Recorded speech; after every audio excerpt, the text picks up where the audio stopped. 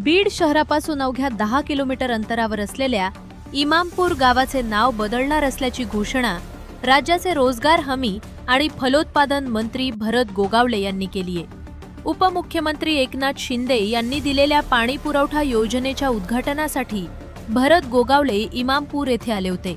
यावेळी त्यांनी गावाचे नाव बदलण्याबाबत वक्तव्य केले।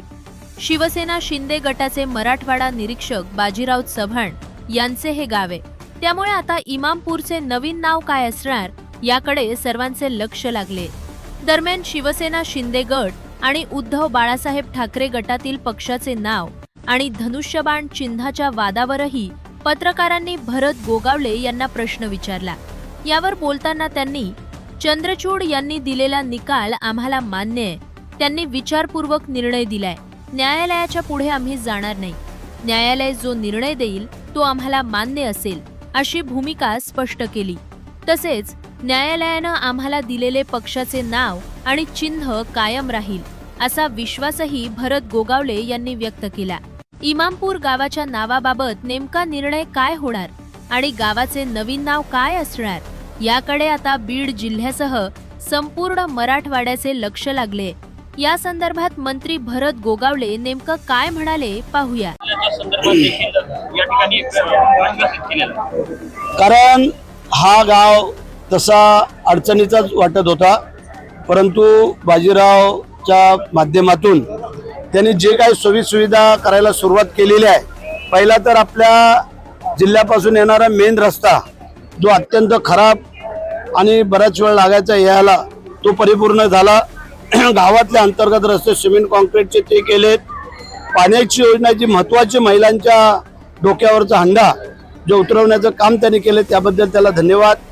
पानंद रस्ते आमच्या माध्यमातून सगळ्या डोंगरदऱ्यापर्यंत पोहोचवलेल्या आहेत, झाडांची लागवड केलेली आहे आणि आता पर्यटनाच्या माध्यमातून चांगला एक मोठा हॉल आणि एक मंदिर त्यांची मानस आहे की जेणेकरून या गावाचं वेगळं वैभव।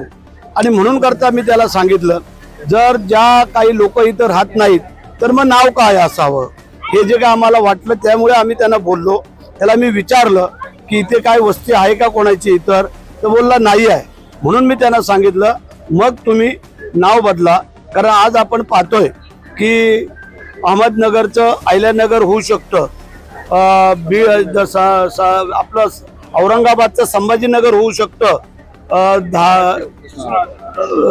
उस्मानाबादचं धाराशिव होऊ शकतं, आणि मग आपलं का नाही होऊ शकत हा त्यातला मतितार्थ, बाकी काही नाही आहे। आणि म्हणून करता आज आलो आम्ही। थोडंसं दिवसा यायला पाहिजे होतं, इथलं वातावरण रम्य परिसर पाहायचा होता, पण हरकत नाही आहे।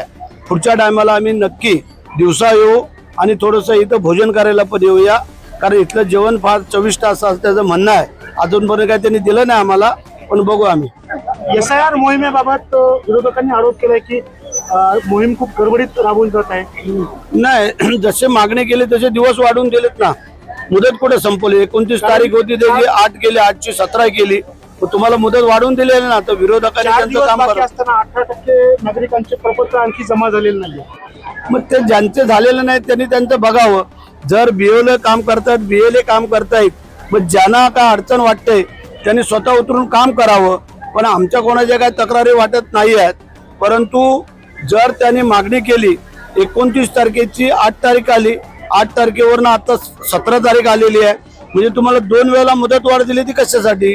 तुमचे पूर्ण नाही झाले म्हणून। मग तुम्ही आता पूर्णच करणार नसाल आणि मुदतीचं वाढ मागत असाल तर ते कितपत योग्य असं आम्हाला वाटतं। सुप्रीम कोर्टामध्ये सुनावणी सुरू आहे आणि कपिल सिब्बल यांनी 2023ला जो धनंजय चंद्रचूड यांनी जो निकाल दिला होता त्याच्यावरती आक्षेप घेतलेला आहे, काय तुमचं त्याच्यावरती प्रतिक्रिया असेल आणि कोर्टाच्या निकालाकडे कसं पाहता? ज्या चंद्रचूडने निकाल दिलेला आहे तो सगळं पाहून निकाल दिलेला आहे। जे कोर्ट निकाल देईल कुठला कसला काय आम्हाला मान्य आहे ना। आम्ही कुठं कोर्टाबद्दल कधी आवश्यकता काढत नाही आहे, फक्त उबाटावाले त्यांचे नेते मंडळी हेच कोर्टाच्या विरोधात, निवडणूक आयोगाच्या विरोधात त्यांच्या चर्चा चालू आहेत।